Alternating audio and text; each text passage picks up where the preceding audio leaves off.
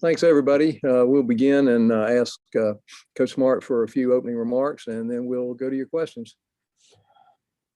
Well, I would be remiss if I didn't open with a hearty congratulations to Joni and her staff and her team. I know she'll be the first to share in the accolades from being SEC Women's Basketball Coach of the Year. I think, our conference speaks for itself in terms of the women's basketball coaches, and for her to be the SEC Women's Coach of the Year is pretty special. I know in our household, we've enjoyed watching them perform this year, and they've done some great things. A really exciting team to watch up and down the court, and very athletic. So congrats to Joni. The purpose of this update is about three or fourfold. I want to give you guys an opportunity to ask questions and cover us like so many of you do, and you do a great job doing it. So I want to give you that opportunity, but I want to share also some of the off-season stuff we're doing internally and team programming we've been able to do. So towards the end of this, we're going to have a couple guys share and update things going on with our team, programming from inside out.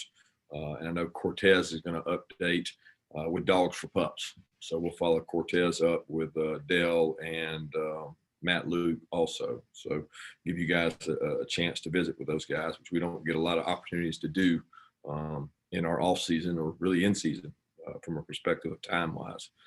But a little bit things we've been doing. Team programming has been really big for us this off season. We've started some skull sessions that are really 15, 20-minute sessions, small incremental things that we've been doing with our players in small groups.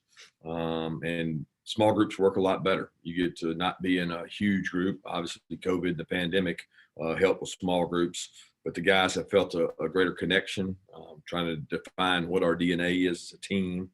And we've been really intentional about that.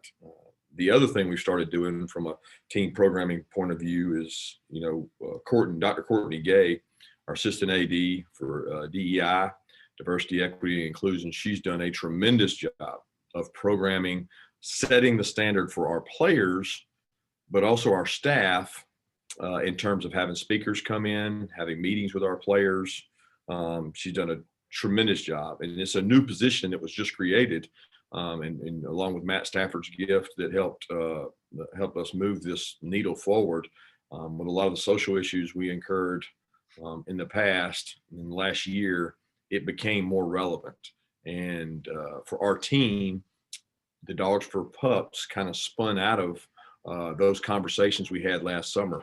And Dr. Courtney Gay has done a tremendous job of keeping that relevant and allowing our players to stay relevant and communicate with them. So she's done a great job, and so have our skull sessions, and our leaders in those groups have done a tremendous job. So after we follow up with questions, I know Cortez will want to visit with you guys about some of the initiatives and some of the things that Dogs for Pups has done. So with that, I'll open it up. All right, let's go to questions. Let's begin with Seth Emerson, and then we'll go to Chip Towers. Kirby, I guess a O-line question. Do you maybe Matt can speak to this, but I wasn't sure if we're talking to him or not, where, for instance, Jamari will start out in the spring? Is he a tackle or is he a guard like he was in the Peach Bowl?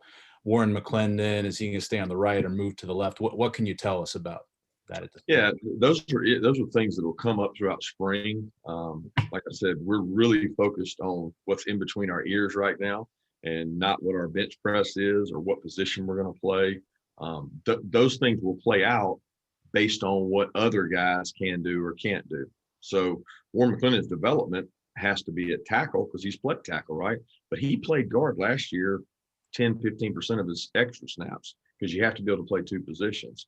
We've always asked him to be able to snap the ball and play center. So where they start probably will not matter as much as how they perform from a standpoint of leadership, toughness, composure, how the other guys play, what gives us the best five.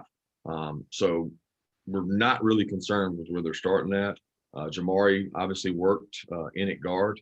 He's got the ability to play guard. He's proven he can play tackle in the SEC at a high level. If we need him to do that, he can do it. If we need him to play inside, he'll be able to do that. But our focus really has not been on what position each guy's going to play, but more on how do we get the best out of each person?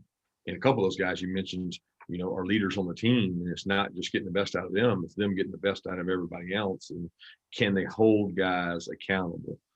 Can they set the standard and demand the standard? Has kind of been our approach to the offseason. Coach, I guess basically first, is the start of spring practice going to be March 16th? Have you set that date or announced that date yet?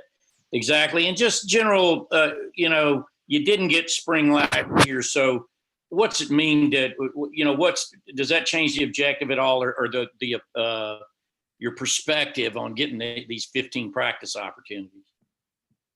No, our objective never changes when it comes to spring practice. I mean, us having spring practice last year or not doesn't control what we do this year. I mean, obviously the objective is to get each and every player better. We have, I think the other day we had a team run, and I asked everybody to stand up who had not been through a spring practice at Georgia.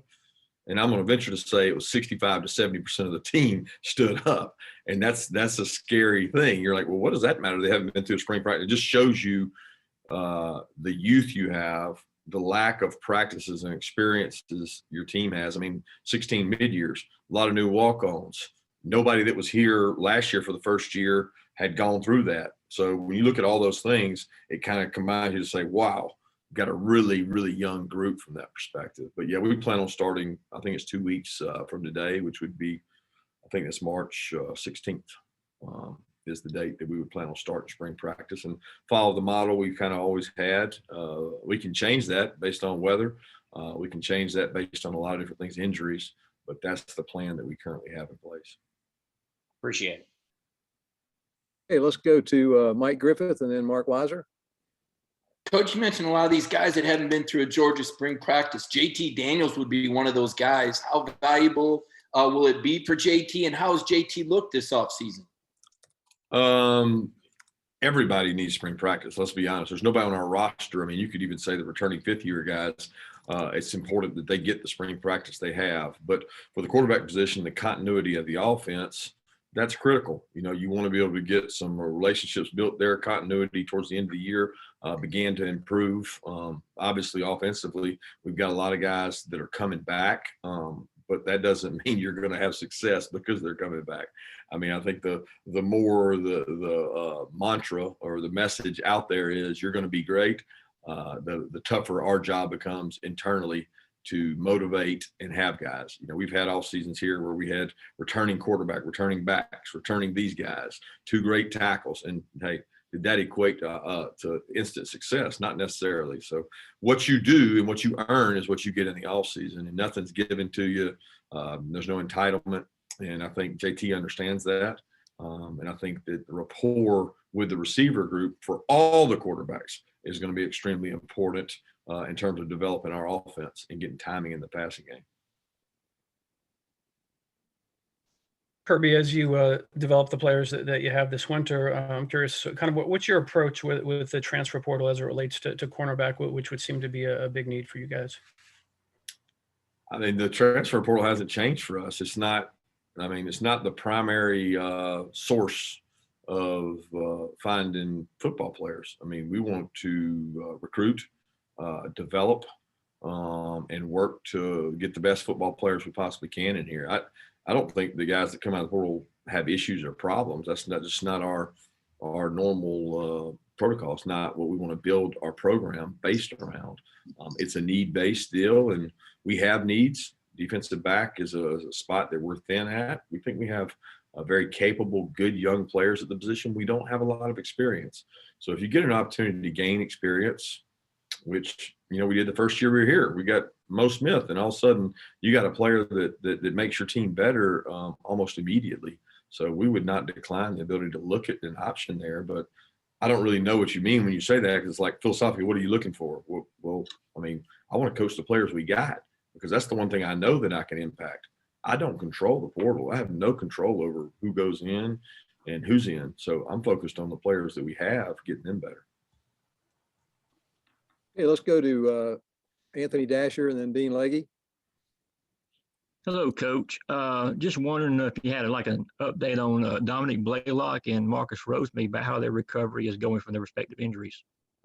Yeah, both those young men are running straight line, beginning to increase their workload. They're not working with us in our off-season conditioning program, meaning they're not in the actual drills. They have to work separate, but they are increasing speeds.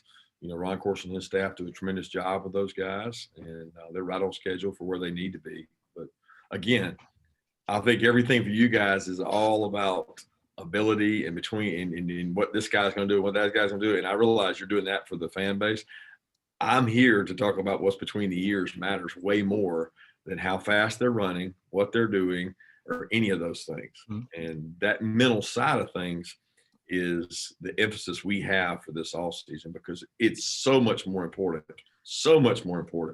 the culture that's created, the programming in your organization to get the most out of your players than, you know, who's playing left corner or right corner. Thanks, man. Hey, Kirby, I did want to, on that same topic, how can you tell that your offseason programming is rolling over onto the field? I mean, is that an immediate thing you see? I'm sorry, is that an immediate thing you see right away, spring practice 1, or are you 15 practices into it, or is it in August?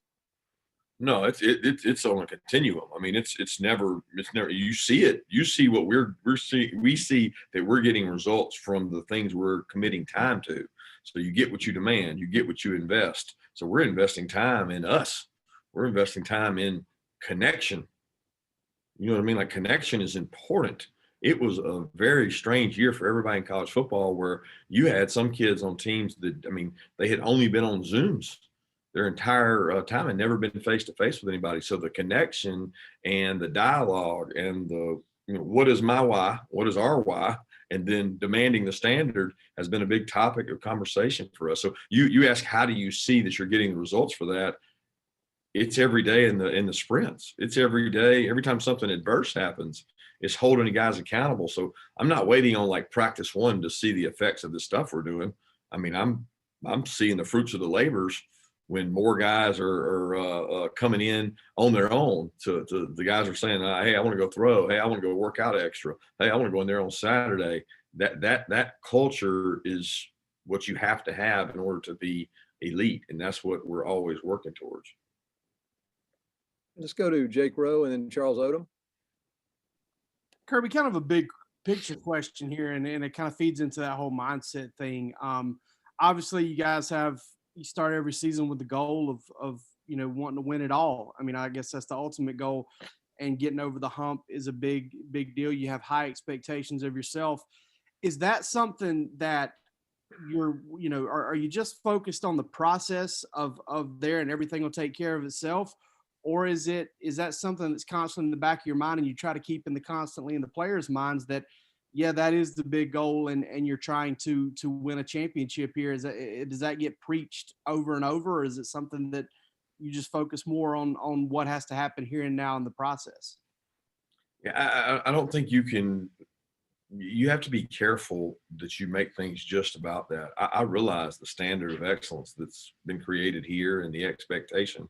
We never shy away from those expectations, but that's not going to get the end goal. You know, the goal is to have a net sum gain of positive, and you're trying to constantly move people from like over here that might be on the negative side to the positive side, and then positive side, bring more guys along. And as you do that, the end goal is that you get more results, you know, that you're able to win championships. And we never shy away from that being our goal, but it's not something we have to talk about every day. Why would you talk about that every day? Because you're focusing on the wrong thing. If that's the case, you need to focus on how you're going to do that. How do we get that net sum to positive over negative? And that's by pulling everybody in the right direction. And that's our goal. We're starting to see some test results both on state and national levels that provide, I guess, the first signs of encouragement of improving trends on COVID. And I'm wondering what you're seeing there. Do you have reason for encouragement? And has there been any kind of communication from the SEC level on protocols that might change, you know, for this summer? Not a lot of talk from the SEC. I know Ron Corson and his staff, we constantly get updates from the medical group that he's in charge of, and they do a tremendous job of staying up to date on whether it's variants, the different variants that come into the country, or it's testing methods, going from swab and nose to saliva. I mean, there's all kinds of updates for us, but not necessarily enlightening. They're not going to make a decision this far out on anything that only time will tell. But the indicators and the numbers have been positive here recently in terms of decline, and certainly it's been that way for us as well. All right, let's go to Brandon Sudge and then Zach Klein. Hey, Kirby, I wanted to follow up kind of on the whole diversity, inclusion, and Dogs for Pups stuff, all those efforts that y'all are doing. I mean, I remember we talked about that with you last August, and it's still kind of in the core of what y'all are doing, a prime conversation. How big of a part of that how big of a part of your culture is that stuff, and how rewarding is it to see that kind of keep going and continue to pay off with every effort? I give a lot of credit to our athletic department staff. Doris and Josh have both been tremendous assets for me, dating back to when Greg was here. And they've gone out and gotten outside counsel from Kevin Carr, from Pro to CEO. He's the CEO there, Pro to CEO.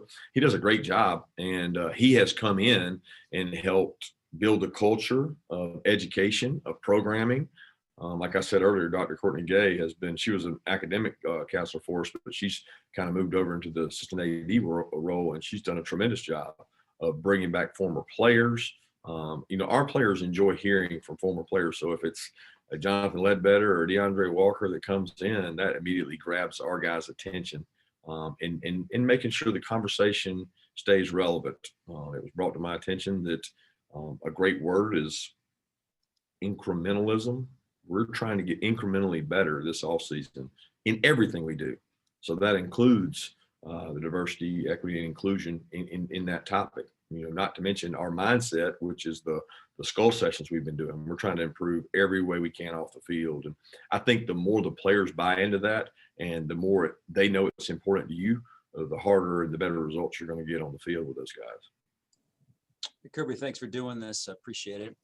Just wonder, with no NFL combine this year in person, have you heard more from your friends in the NFL? And I guess that line between, giving your honest opinion of your players and also wanting your players to succeed in the league. Yeah, there's no line. I mean, I really don't think there's a line, because I tell our players all the time, we're going to be honest with the NFL. They're going to find out. They're going to go talk to the academic people. They're going to talk to the trainers. They're going to talk to the strength staff. We're not in the business of lying for anyone. We want to be as honest as we can and be transparent when it comes to our players. I think our players have a lot of strengths, and I think any person, any NFL evaluator that comes in to evaluate our players understands that there are no perfect players. So there's no perfect players. They have flaws. We as coaches, we have flaws. So they're trying to get the information so they can rank, one guy against the other guy, and they're going to pursue that information regardless of where they go to school. And if a guy's not accurate and forward with them, that discredits their voice almost immediately. But I'm excited to see those guys work out. It's going to be a very different format, it seems like, in terms of those guys' pro day and being able to work out and get a chance to perform in front of these scouts. So I know it's coming rapidly, and I'm just happy that the players are going to get an opportunity to do that, because last year that group never really got that chance. And have you heard more from your guys in the league than you normally would in mid-March? Surprisingly, no. I would have thought it would have been that way, but I don't think they're really to that point yet. I think those conversations start coming, because right now they're still doing all their evaluations. Every now and then I get a text, hey, I'm looking at a couple of your guys, but it's not like you would think they're doing more of them. That just hasn't been the case yet, but I got a feeling it's going to ramp up here in the next 3 to 4 weeks. Thank you. Okay, let's go to Vance Levy, and then we'll see if Mark Slabaugh has a question. Kirby, hope things are going well. When you talk about kind of the change in DNA, do you go through like sort of a soul searching process between the end of the season and then the start? And what is the change in your DNA? Yeah, and I don't want to say that we're changing our DNA. I think we're defining our DNA a little better. And every team has its own DNA, right? Like you're not going to have the exact same team that you had the year before. Just the personalities are different from. I mean, it doesn't matter whether you're talking about running and throwing the ball or whether you're talking about the makeup between the ears of your players. So that dynamic changes. And I think defining that every year is really critical. Know who you are, know your strengths and weaknesses, and be intentional about that with your players where they can set the standard and set the demands of what it is. For me personally, yeah, every offseason I go through that. Every, building to the season, it's like, okay, you can't get comfortable and say, okay, well, I'm just kind of comfortable with this. No, sometimes change is good. Guys we've brought in on our staff have brought new ideas, different things that we can do to get our players' attention and not just be comfortable. And we got a lot of new players too that don't know how we do things, and trying to create the standard of what they know as excellence is really important for our older players. So we're always in search of define your DNA for that season. Kirby, I apologize if you addressed this off the top, jumped on a little late, but for a guy like JT, having not gone through the spring last year, how much more beneficial will this be? And really from an entire offensive standpoint, year two of Monken without getting the spring ball last year. Yeah, we can see the effects of that even right now in our ability to have walkthroughs and things that the NCAA allows us to do right now. It's just the pace with which they're able to do things, install things. You can imagine, last year at this time, it was a whirlwind in terms of trying to figure out, okay, Monken's here. Okay, we've got this guy here, trying to install different things. It was just the pace with which we're doing walkthroughs and being able to do things offensively has been much better. If anything, we're trying to adjust more on defense now to what they're doing because they're a little bit ahead of us where we're a little bit ahead of them last year. So that's good. And in JT, obviously getting a spring to go through this. I mean, at this time last year, I don't even have a clue what he was doing. Was he rehabbing from a knee? He's come a long way in terms of the volume of information he's gotten, and the other quarterbacks as well. I mean, you got to figure Carson Beckett just got here at this point last year, and Brock's out there and Stetson's out there. So all those guys are learning. Thank you. We got time for two more questions before we move on. Let's go to Connor Riley and then David Pascal. Hey, Kirby, you've talked about cornerback being a position of development before, and with young guys like Keely Ringo, Jalen Kimber, and Nyland Green sort of going through this the first time, where are they in their development, especially knowing that they're going to push for playing time at that cornerback position?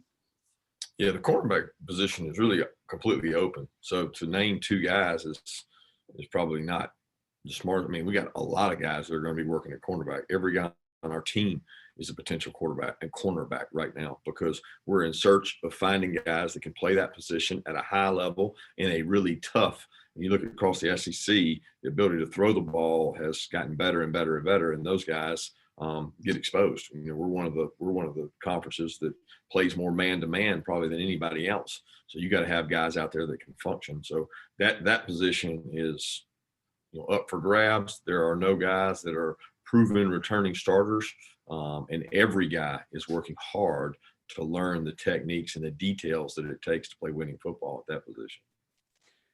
Kirby, I know Dash asked you earlier about a couple of receivers on the mend. With those two on top of, I guess you've had 4 enter the transfer portal. Do you have enough receivers this spring to do the good on good that you'd like to get done? And if that's not a concern area, or is there a concern area that you may not have enough bodies to do the good on good that you want? No, receivers is not my concern in terms of practice reps and things. We're over our number of guys that you would have for what we call quota to have the kind of practices we have. DB is the concern there with the guys we've had leave, the guys that came out early, and then guys coming in. We've got 2 receivers that came in mid-year, so that's really helped our numbers there. We've also got some guys we signed last year we think are good football players. We got a good group there. So the defensive back would be the limiting of the 2 spot, if anything, from a standpoint of numbers, especially when you consider dime is 6 DBs. So to go 2-spot, you got to have more than 12 to have backups. At wideout, you're going to have 3 or 4 on the field at the most. So we feel comfortable with the wideout depth we have. All right, we'll wrap up with Coach Smart, and then everyone stand by, and we'll have Coach Hankton coming on momentarily. Yep. Thanks, guys. Appreciate it.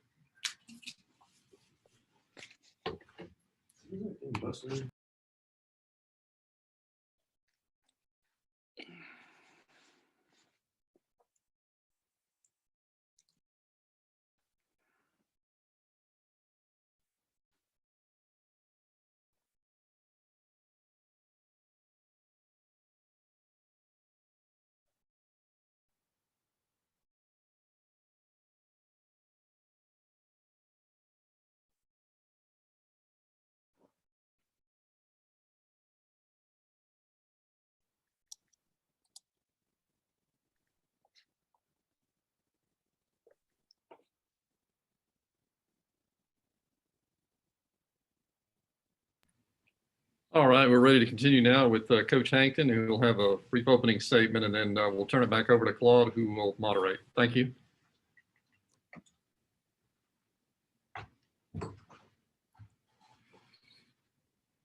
Good afternoon. In terms of speaking about the young men in this program, it's something that we are extremely proud about.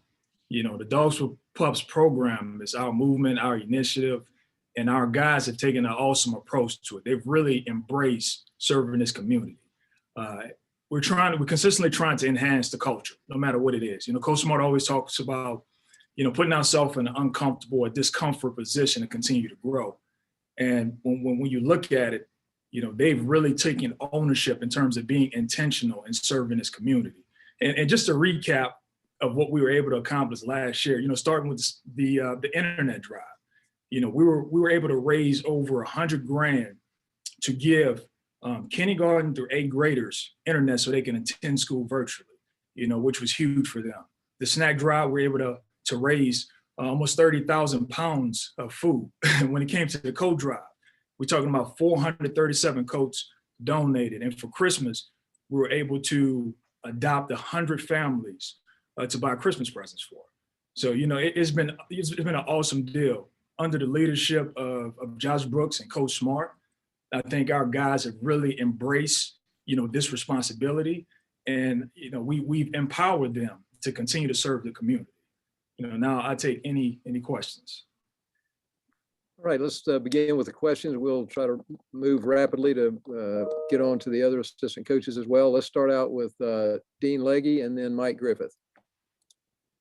Coach, Kirby was talking about the development of players, mental development, mental toughness, and so forth. How big an offseason is this for George specifically? He's had some stuff in the past where he's kind of the water squirting and so forth. How big a deal, though, is it for George to progress off the field, on the field, on that front? Well, it's just one of a continued growth and maturity, and he has embraced it.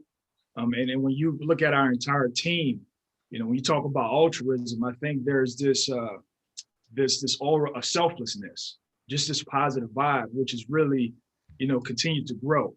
It's really shining brighter. And so for him, he's embraced that. And so I'm looking forward to how he continues to move forward. Coach, I'll ask you about another player that kind of came on towards the end of last year. A lot of people excited about Arian Smith. Last night, Eric Stokes officially declared that he is indeed the fastest guy in the program. Where is Arian at, and what skills does he need to add, to be a more effective receiver? Well, just like any young receiver, just understanding the technique of how to play the position, continue to grow from a football awareness and a knowledge of the playbook and how he fits in a grand scheme of things. And he's really embraced this off season. As you look at it, with really all of our guys, we didn't have opportunity with spring football last year. And, now these guys get to learn off of cut-ups from last year of what we put on tape. And so that's really big with all our guys. And we're looking for Arian to continue to grow, as a receiver.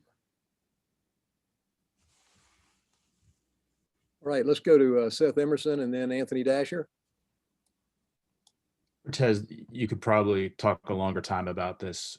So sorry for such a wide ranging question, but with everything that happened last summer with racial and social justice awareness, did that become an important point for you and Kirby to talk, and people within the program to talk about what you could do, and how do you, is there an effort to continue that so it wasn't just a 2020 thing? Absolutely. With our guys, it's not just about developing them from an academic standpoint or athletically. We want to make sure that we give them a platform to express their feelings. And it's also about education and providing awareness. And that's the only way that we can impact any type of change. Is one, educating and making sure people are aware of what's going on in this country. And also just, acknowledging it. We all have the right to feel a certain way, and we want to make sure we embrace each other's opinions. Hey, Coach, I want to ask you just a little bit about Demetrius Robertson. Of course, he's going to take advantage of the waiver rule and come back. Hadn't really quite, I guess, lived up to, maybe fans' expectations for him. But what do you still see what he can do to help your program, help your receivers? I think D-Rob brings a veteran presence to our room. He's a guy who has versatility because he can play multiple positions. He also embraces his role on special teams. So from that standpoint, we talk about some of the things about being selfless. He displays that every single day, with his actions. And so when you have a guy who's willing to come back and, and really embrace his role on his team, and he's going to continue to compete, you got to be excited about it. All right, let's go to Jake Rowe and then Mark Weiser.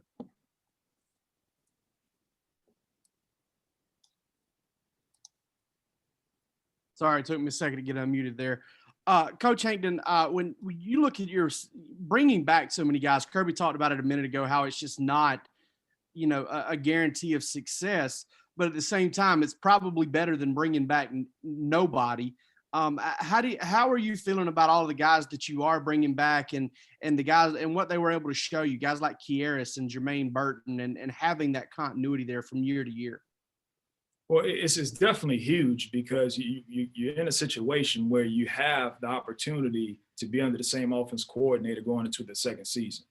And so that being in itself, these guys are going to have the opportunity to continue to get better. Now, granted, we are talented and you see some flashes of some things, but, we have to become more consistent at the position, and there are some things that we can improve on. And so we can't be complacent or comfortable just because we have the skill set to perform at a high level. We need to make sure day in and day out, we compete and be very intentional about getting better on the things that we can improve on. Cortez, when you talk about getting better, you guys obviously went up against Florida last season, Alabama, teams with very explosive offenses. Given that it's a second year for you guys with Coach Monken, how much does that kind of raise the bar to keep getting better and being more productive? Well, it just goes back to taking it one day at a time. We learn from the things that, we didn't do well last year. As a staff, we look over some things like, what can we improve on? How can we get better? And we just try to apply that to how we move forward. Whether it's in our off-season strength and conditioning program, the things we're doing from a mental standpoint, or when we get on the grass in terms of the football concepts. There are always going to be areas in where we can improve. And, that's something that we want to continue to push forward. The only thing we can worry about right now is how, we perform in a team run the next day. And then when spring ball gets here, we're going to attack that in a different manner. But, the thing that's going to remain consistent is that every single day we're trying to improve in something. All right, let's go to Chip Towers and then Roddy Nabulsi. Yeah, Coach, I just assumed you touched on the snacks and the Wi-Fi and the coats and the Christmas families. Is there another initiative waiting around the corner this spring? Yeah, well, we're current in the planning phase of providing a program, just really providing education for our guys on local charities and what they're trying to accomplish. Also identifying immediate needs where we can make the biggest impact. There is an aspect where we want to do some mentoring. Now, of course, there's always the restrictions and the challenges with COVID, but also trying to find a way that we can organize and do that from a virtual standpoint. Because, anytime we connect our guys with the youth and just to be that positive role model for them, I think that speaks to one of the values that we always talk about. And that's the connections piece and just finding ways to connect to the community. So we have some things on the horizon, and you know, we'll be able to reveal them in the next couple of weeks. Coach, you spoke at length about some of the initiatives your guys are doing and some of the great works and philanthropic issues that they're involved in. Can you give me two questions here? One, can you give me how you teach them to take that beyond the local community? A lot of that seems to be Athens located because that's where they are. How do they take that back home with them? And two, can you give us some names of these guys, you know, who's kind of spearheaded this? I mean, I'm not telling you to not do each and every one of them, but can you give us a couple names of the guys who really kind of stepped up for this? Well, first, you know, we're talking about some things that we want to roll out and just finding ways to expand it, you know, outside of Clark County. We do want to touch as many people as we can in this great state of Georgia. The next part is, you know, in terms of the individuals, we look at this thing collectively, and we have a bunch of guys that have been involved. You know, you think about some of our veteran leadership, you know, whether it's Jamari or Kieris who really embraced it, but it's so many more guys that we can discuss and talk about. You know, because this is something that our guys came up, they wanted to do this. They wanted to embrace the opportunity to give back and serve the communities, you know. And so, you know, I'm proud of the guys for even coming up with this. Okay, we're going to take just maybe two more questions. Let's go to Connor Riley and then Brandon Sudge. Hey, Cortez, 2-year wide receivers, Dominic Blaylock and Marcus Rosemy-Jackson, they both suffered season-ending injuries last season. Where are they sort of at physically and even more importantly so, I think, mentally, given, you know, they had to deal with those injuries on top of everything else that 2020 threw at them? Well, physically, you know, they're, you know, Ron Course and our training staff have done an amazing job, you know, with those guys. They can't, you know, they're working to come back. We do have a return to play protocol and, you know, they're right on schedule. You know, but from a mental standpoint, I mean, they'll be awesome. I mean, in terms of being positive and just having the energy to fight to come back and being around the guys and helping any way that they can. I mean, those guys are definitely two of the more just positive football savvy guys to especially help the younger guys. So any way that they've been able to help from a mental standpoint in terms of coaching the younger guys up has been a huge plus for us. Hey, Cortez, following up on Seth's question from earlier. So, like, from a personal standpoint, like, as you saw everything unfold over the summer last year, how did that hit you personally, and how did that motivate you to kind of want to be like an architect of these efforts and help out like with all these efforts?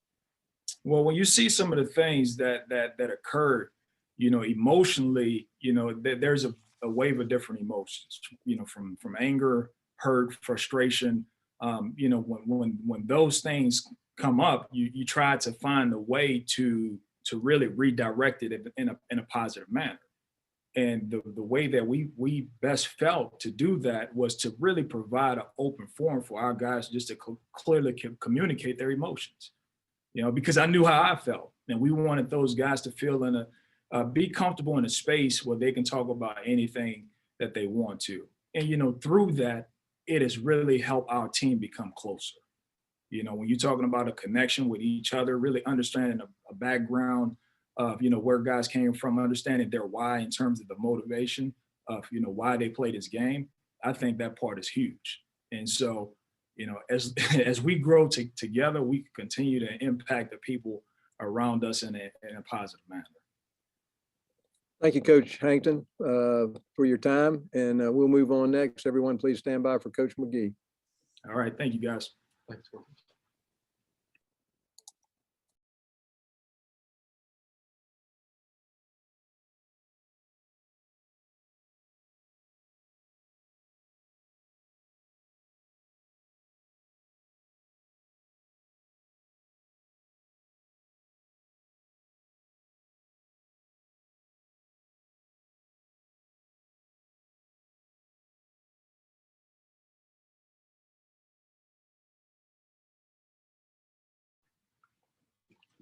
All right, we're ready to continue now with Coach McGee.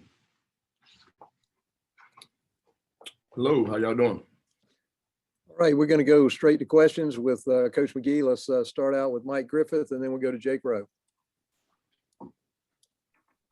Todd. Hey, Coach. Obviously, running back. You got a full running back room with Samir's decision to come back. How do you expect that the rotation to shake out? Could roles change, or do you place any value on the seniority that Zamir brings back? We don't necessarily place seniority with any of our players. That's why we have off-season workouts. We have spring ball. So a lot of our evaluation and kind of setting the depth charts will kind of come from how they perform day in and day out leading up to the spring game. So it's a constant battle with our guys at the running back position. We are very, very fortunate to have 6 guys that can actually help produce and play winning football for us. So I love this time of year. Last year, if you look back a year past, we didn't have a spring football season. And I think it's back to close to being normal. We still do have COVID issues, but just being out there this morning and watching them run around and condition and push themselves is definitely a change from last year, and we welcome that. Coach, if you could take me back to when James and Zamir did decide to come back, what was your reaction to that? How excited were you just to know those guys were coming back, just the relationship you've built with them, and to know that they have got another chance to kind of have a clean slate on a season and finish strong? Yeah, I mean, it's very similar to the situation when Sony, Michelle, and Nick Chubb came back. I think from a team standpoint, they wanted to do more, and they feel like they're a part of that and part of the success that we can have. I think it's a good situation for our younger running backs and even our younger players because they offer a lot of leadership mentally and physically on how to perform, how to practice, how to take care of their bodies. So it's very comforting to have those guys back. The biggest thing for me as a coach and those guys being older players is they can't get complacent because the playbook is in. We'll have some change-ups here and there, but they just got to make sure that they're pushing forward. They got to treat this off-season and spring football like it's a brand new season. They have to be eager to learn, eager to get better, eager to improve their skills because all of our players have weaknesses that they need to work on, and that needs to be a point of emphasis. And it starts with me making sure that they're detailed and what they need to improve on. Right, let's go to Mark Weiser and then Anthony Dasher. Hey, Dell, Kirby was talking about some of the ideas brought on by new staff members. You've been with Kirby since he got here. I'm just curious about, I'm sure you've had some opportunities, and what is it about, this job and Georgia that's, kept you here so long? I mean, first and foremost, my family loves it here. It's a great place to raise my child. Just the boosters, alumni, the way our administration treats their coaches. And then on top of that, just having a great recruiting base of a 5-hour radius, we should be able to recruit the top players in the country that's outside that radius as well. So it's just a great university. We got great academics, offer a lot of different majors. Georgia Way program, Life After Football, is an outstanding program. And, just the brand, the G, is recognizable nationwide. And I really enjoy working for Coach Smart, and we have a great relationship. And I think that adds on to this being, the best job in the country to coach running backs. Thank you. Hey, Dale, good to see you. I just kind of wanted to kind of speak to the camaraderie that you have in your running back room. I know every time we talk to those guys, they're always very, complimentary of the guys below them. I mean, no jealousy, nothing like that. How does that work? How does that happen? I mean, we preach that from day one because we want all of our players to embrace the grind, but also love one another, whether you're the star player on Saturday or the walk-on that has to give the look to the defense. That's something that has always been a part of me and my philosophy in dealing with players, is that we're all in this together. And it takes a commitment from the entire room to not to be jealous, to look outside of yourself, to learn and promote one another, and be happy for your teammates when they do have success, but also understand that success is not long-term, and you will have your adversity and shortcomings. And at times when that happens, the next man has to be able to step up when injuries arise, or we got certain players that can do certain things a little bit better than another player. Then, those players have to relish that role. And the other player that's being taken out of that role has to understand that, hey, this guy's a little bit better at doing this than I can. Okay, we're going to take 2 more questions. Let's go to Chip Towers and then Seth Emerson. It's interesting here. You talking about that so much about idiosyncrasies of having to decide who gets in the game and who doesn't. But that's not what I was going to ask you about. Dell, obviously it's easy to look and see the interest that there is in hiring you every offseason somewhere else. I just wonder, and obviously you've stayed here at Georgia. How much is being a head coach in your career objectives? Is that something that you're wanting to do and kind of holding out until you find the right situation in the right time? I definitely think it's part of timing. I definitely do want to be a head coach, and I don't control that narrative.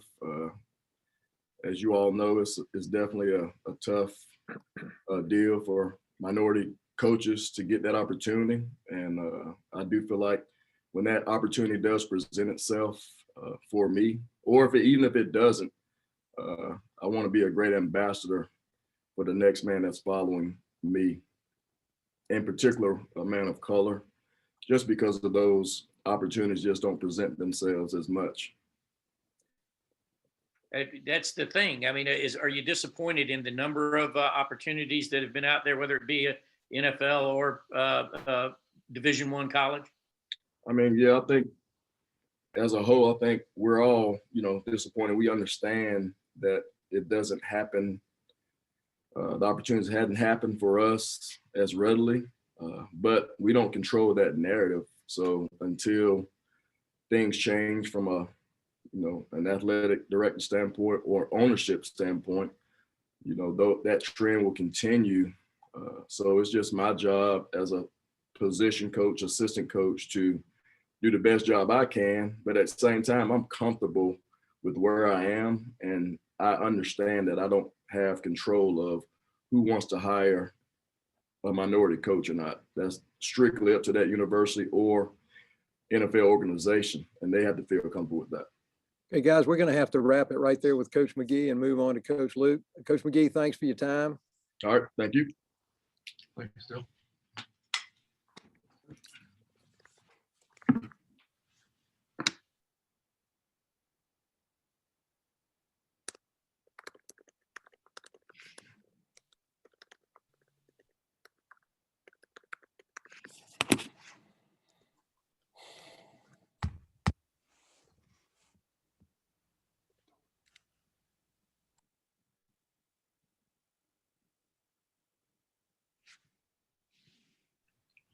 Okay, we're going to continue now with Coach Luke and Claude. We're ready to go straight to questions.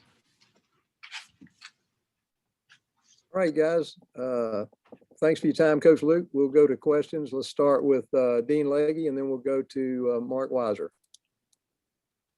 Matt, how do y'all shuffle this out in the spring? I mean, do you know when? Will y'all get a feel for when you'll start being able to shuffle out who's going to be at what spots? You know what, I think really what we've been focusing on is culture and unselfishness and just, gotten buying in. And guys like, Jamari coming back and Schaefer and Warren Erickson, they've really been doing a great job of leading. And I think with guys that have some experience, it does give you a little bit of flexibility. But without having a spring last year, I'm really excited about the competition, coming up this spring. Matt, I'm curious about the development of Broderick Jones, who came in with a lot of hype, obviously, and you have a lot of talent in front of him. What's your expectations as you develop him this spring? Good. I mean, I'm excited to see him compete, in the spring. I am. He does have a lot of ability, and just excited to see him get out in there and compete and get the reps. And so I think that, and going against quality guys on defense, I think that'll be key as well. Hey, let's go to Anthony Dasher and then Mike Griffith. Hey, Coach. Again, just having a spring practice this year to get those linemen kind of get them going a little bit. About the difference that's going to make for you specifically at your position. No, it's big. The best way for guys to get better at football is to go play football and to go get those reps. I mean, it's invaluable. And you're losing guys like Trey and Ben that have been around and had a bunch of reps. So these reps will be huge for us moving forward. Hey, Coach, kind of a two-parter here. One, I guess sitting out here on the sideline, we just look at it and say, boy, he's got a lot of 5-stars. There ain't no way that struggle. And the second one was the shuffle for the bowl game. Looking back on how difficult was that to shuffle that line in that shorter period of time for the bowl?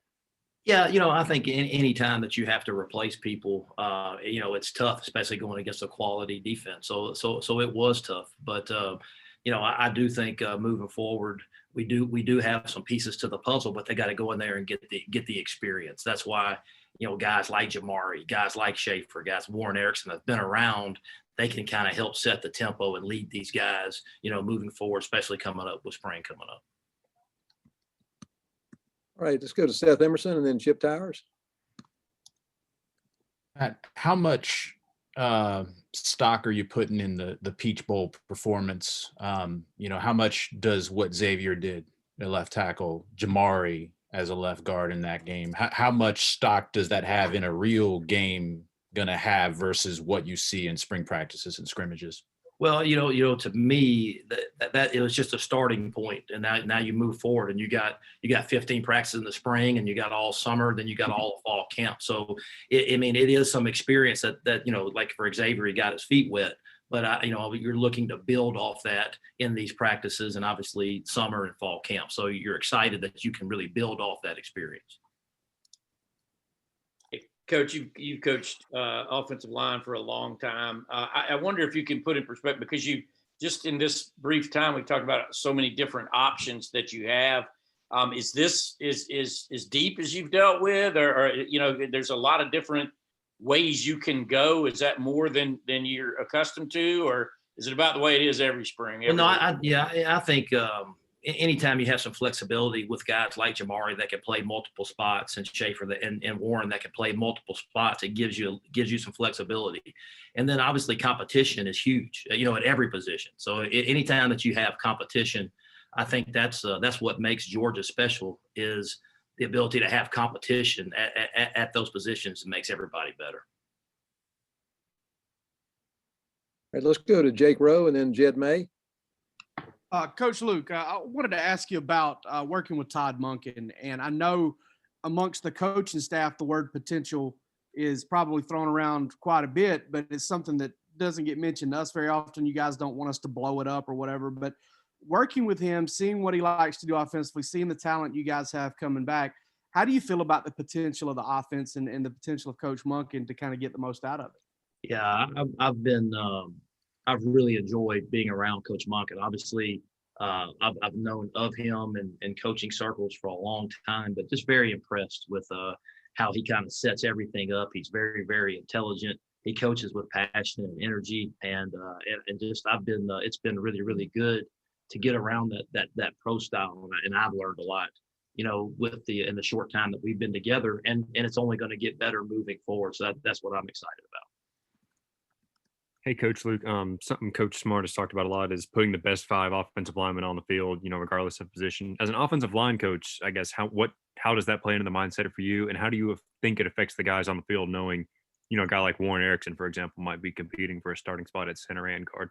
Yeah, I mean, that's ultimately my job, is to put the best 5 guys on the field. And so that's what spring practice is for. That's what, all the lifting and the running right now and in the summer, that's what it's all for. But ultimately, when the game kicks off, we got to have the best 5 out. All right, let's go to Roddy Nabulsi And then we'll go to Connor Riley. Coach, can you give us a little bit on Amarius Mims? I know you haven't been able to have him practice yet, but there's been a lot of buzz coming about him. And a second question, by my count, I think you have 3 or 4 state championship wrestlers on your team. How much do you think that wrestling preps these guys for fighting in the trenches? Well, first off, the wrestling part, I think there's a lot of good hand-to-hand combat, leverage, toughness, quickness, all those little things. There's a lot of carryover from wrestling to O-line. So that is something that kind of does go hand in hand. And as far as Marius, I'm really, really excited about him, and just he's handled his business. You got to think about him. He should still be, probably getting ready for senior prom, but he's here working, and just really excited to see how he does in spring ball. Hey, Matt, what position do you think Jamari Sawyer is best at, and how important is his flexibility, as you say, to unlocking the best possible combination you guys can have on the offensive line? His not only his flexibility, but his leadership. I think that's huge. Coach Smart has done a great job this offseason, preaching unselfishness, preaching about culture.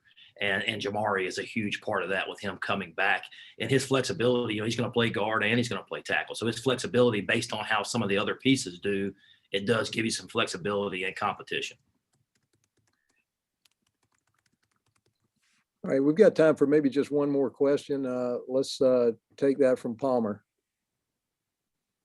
Yeah, Coach. Warren McClendon is a guy who developed a lot over the last season. What are your expectations for him going into this next year? I just want to see him build off, what he started. He got a lot of experience. He played a lot of football last year, and just really build on that, getting bigger and stronger in the off season, and then improving this spring and the summer and then fall camp. So just, he built a solid foundation this year. So now let's take the next step. All right. Thank you, Coach Luke, for your time. Appreciate it. Thanks everyone for calling in. And please remember at 1:30, jump on the women's basketball call with Joni Taylor.